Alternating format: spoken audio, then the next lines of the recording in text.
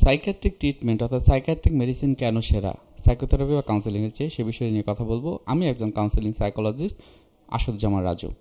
প্রথম থেকে শেষ পর্যন্ত দেখবেন এবং কারো কোনো প্রশ্ন থাকলে অবশ্যই কমেন্টে জানাবেন, এবং আপনি যদি আমার চ্যানেল নতুন হয়ে থাকেন আশা করবো আমার চ্যানেলটি সাবস্ক্রাইব করে রাখবেন এখনই। সো আমি আজকে ভিডিওটি একটু অন্যরকমভাবে বলতে চাচ্ছি। সেটা হলো যে এর আগে হয়তো বা শুনেছেন বা জেনেছেন যে কাউন্সেলিং সাইকোথেরাপি করানো হয়, মানসিক রোগের কারণে অনেক সময় মেডিসিন দেওয়া হয়। কিন্তু আজকে এই যে আমি কথা বলছি, এটার মূল কারণ হচ্ছে যে কেন হচ্ছে যে সাইকিয়াট্রিক মেডিসিন এটা কিন্তু কেন সেরা, সে বিষয় নিয়ে কথা বলবো। মানসিক রোগের ক্ষেত্রে দুই ধরনের চিকিৎসা পদ্ধতি আপনারা বরাবর জেনে এসেছেন। একটা হলো কাউন্সেলিং বা সাইকোথেরাপি, একই জিনিস, কাউন্সেলিং বলা হয়, সাইকোথেরাপি বলা হয়। আর একটা হলো সাইকিয়াট্রিক মেডিসিন। সাইকিয়াট্রিক মেডিসিন আপনার জন্য সেরা হতে পারে, পুরো ভিডিওটি সেটা বলছি। সাইকিয়াট্রিক মেডিসিন দেন শুধুমাত্র একজন সাইকিয়াট্রিস্ট, যিনি এই বিষয়ে এমডি এবং যেটা বলা হয় এমবিবিএস করা, এফসিপিএস করা, অর্থাৎ সে একজন ফিজিশিয়ান, মেডিকেল ডক্টর। সাইকিয়াট্রিক মেডিসিনে তার অনেক বেশি দক্ষতা, অনেক বেশি সে জানেন। সাথে সাথে মানুষের বিহেভিয়ার সম্পর্কে তার অনেক বেশি জানা আছে। কিভাবে ওই বিহেভিয়ার চেঞ্জ করা যায়, সাইকোথেরাপি বা কাউন্সেলিং কোন জায়গাটাতে বেশি কাজ করে সে বিষয়ে তাদের ভালো এক ধারণা আছে। এখন সাইকিয়াট্রিক মেডিসিন বেস্ট ওই ক্ষেত্রে, যেমন আপনার কিছু প্রবলেম হলো, প্রবলেমটা মাইল্ড টু মডারেট লেভেলে নেই, এটা সিভিয়ার, মানে কন্ডিশনটা একটু খারাপ পর্যায়ে, ক্রিটিক্যাল যখন থাকে তখন কি হয়, তখন কয়েকটা জায়গাতে ওই পেশেন্টের সমস্যা হয়। এক নম্বরে হয়তো বা ওই পেশেন্টের বুক দরফার করা, মনে হয় শ্বাস নিতে কষ্ট হচ্ছে, বুকটা চাপা চাপা লাগে, মনে হচ্ছে যে মাথাটা সবসময় গরম থাকে, অতিরিক্ত নেতিবাচক চিন্তা সবসময় মাথায় ঘোরে, কারোর সাথে ইন্টারাকশন করা যায় না, কারোর সাথে সম্পর্ক ভালো থাকে না, অন্যরা আমাকে ভালোভাবে দেখছে না, ধর্মকর্ম বিষয়ে আমার কোনো চিন্তা নেই বা ধর্মকর্ম আমার ভালো লাগে না। সো এই ধরনের কিছু লক্ষণ যখন থাকে এবং সিভিয়ার পজিশনে, তখন কিন্তু এই সমস্যাটা কিন্তু হয় যে তাদেরকে সাইকিয়াট্রিক মেডিসিন নিতে হয়। এই ক্ষেত্রে কিন্তু আপনাকে কাউন্সেলিং বা সাইকোথেরাপি কোনো কাজ করবে না।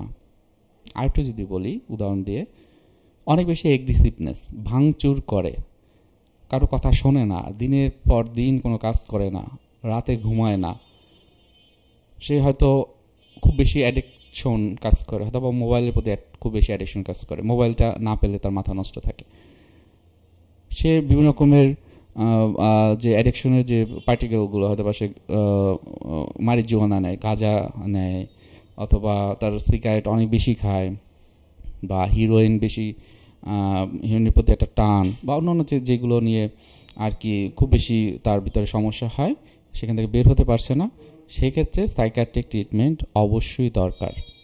সাইকিয়াট্রিস্ট আপনাকে দেখাতেই হবে, উপায় নেই। এবং এরপর এই সিভিয়ার কন্ডিশন থেকে মাইল্ড টু মডারেট লেভেলে যখন থাকবে, তখন আপনাকে কাউন্সেলিং বা সাইকোথেরাপি নিতে হবে। তখন ওই যে সাইকিয়াট্রিস্টের যে মেডিসিনের যে চিকিৎসা, সেটা থেকে কাউন্সেলিং বা সাইকোথেরাপির গুরুত্বটা একটু বেশি থাকবে। এবং আপনি মেডিসিন দিয়ে শুরু করেছেন, মেডিসিনটা কিন্তু বন্ধ করা যাবে না, মেডিসিনটা কন্টিনিউ থাকবে। যখন আপনার সব কিছু একটা লেভেলে চলে আসবে, আস্তে আস্তে মেডিসিনটা কমিয়ে দিবেন সাইকিয়াট্রিস্ট, এবং কাউন্সেলিং বা সাইকোথেরাপিটাও আস্তে আস্তে কমে যাবে। অনেক ক্ষেত্রে যে সাইকিয়াট্রিক যে মেডিসিন সেটি নয়, একজন রোগীকে হসপিটালাইজও করতে হয়। সেটা কি জন্য? মনে করেন সাইকিয়াট্রিস্ট ওষুধ দিচ্ছেন, ওষুধ খাওয়ার পর সে খাচ্ছে, ভালো হচ্ছে, কিন্তু আশেপাশের যে সাপোর্ট গ্রুপ তাকে সাপোর্ট করছে না, তাকে হয়তোবা খারাপভাবে অ্যাপ্রোচ করছে, পাগল বলে গালাগালি করছে, মাথা নষ্ট, মাথা খারাপ, অ্যাবনর্মাল। হ্যাঁ, সো এই বিষয়গুলো যখন হয় তখন কিন্তু সে তার পার্সপেক্টিভে ভালো থাকতে পারে না। তখন কি দরকার হয়?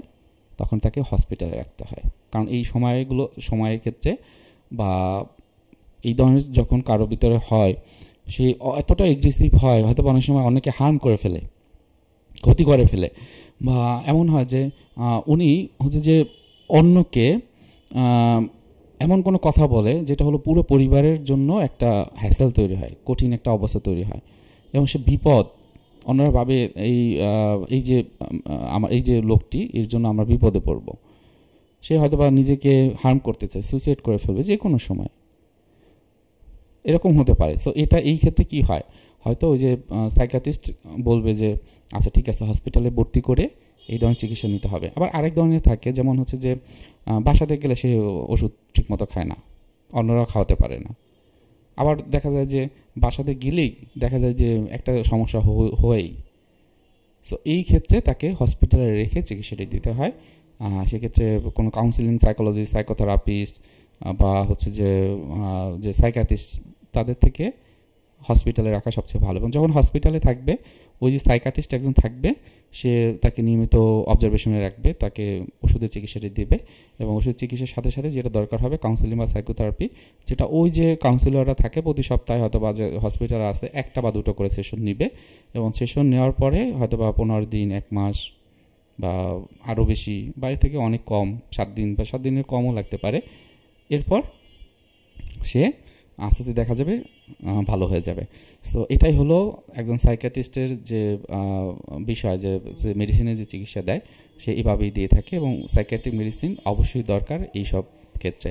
এবং আর যদি আমি ডিসঅর্ডারের কথা বলি, ওই ডিসঅর্ডারের জায়গাটাতে যেমন আপনার ভিতরে ডিপ্রেশন, অ্যাংজাইটি, ম্যানিয়া বা bipolar mood disorder, panic attack, তারপর হচ্ছে যে সাইকোসেক্সুয়াল ডিসফাংশন, আপনার সিজোফ্রেনিয়া, হ্যাঁ, এই বিষয়গুলো যদি যখন থাকে তখনও কিন্তু একজন সাইকিয়াট্রিস্টের কাছে যাওয়া ভালো।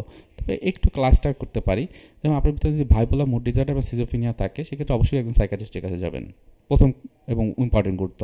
এবং অন্যান্য যে ডিসঅর্ডারগুলো যদি খুব বেশি সিভিয়ার থাকে, থাকুক সেটা ডিপ্রেশন, অনেক বেশি ডিপ্রেশন, কারোর সাথে মিশছেই না, বারবার বলছে যে সুইসাইড করে ফেলবে, অনেকবার অ্যাটেম্প নিয়ে ফেলছে, সেক্ষেত্রে সাইকিয়াট্রিস্ট আপনাকে দেখাতে হবে। অ্যাংজাইটি, এতটা অ্যাংজাইটি যে সে কোনো কাজই করতে পারতেছে না, প্রোক্রাস্টিনেশন শুরু হয়ে গেছে, আজকে না কালকে, কালকে না পরশু, এবং থাকতে থাকতে থাকতে থাকতে আর কোনটা ইম্পর্টেন্ট কোনটা আর্জেন্ট সে বুঝতে পারছেন না, এই সময়টা লাগবে একজন সাইকিয়াট্রিস্টের। প্যানিক অ্যাটাকের ক্ষেত্রে সে বারবার প্যানিক অ্যাটাক হয়ে যাচ্ছে, কারণ তার অ্যাংজাইটির লেভেলটা অনেক বেশি, সে 1 মিনিট থেকে 1 ঘন্টা পর্যন্ত সে একদম সেন্সলেস থাকছে, কারোর সাথে একদম মিশছেই না। সো এই বিষয়ের ক্ষেত্রে তাকে কি দরকার হবে, এই যে একজন সাইকিয়াট্রিস্টের এবং সাইকিয়াট্রিক মেডিসিনের। তো আজকে ভিডিওটা এখানে রাখছি, সবাই ভালো থাকেন, সুস্থ থাকেন, ধন্যবাদ প্রতিটা ভিডিও প্রথম থেকে শেষ পর্যন্ত দেখার জন্য।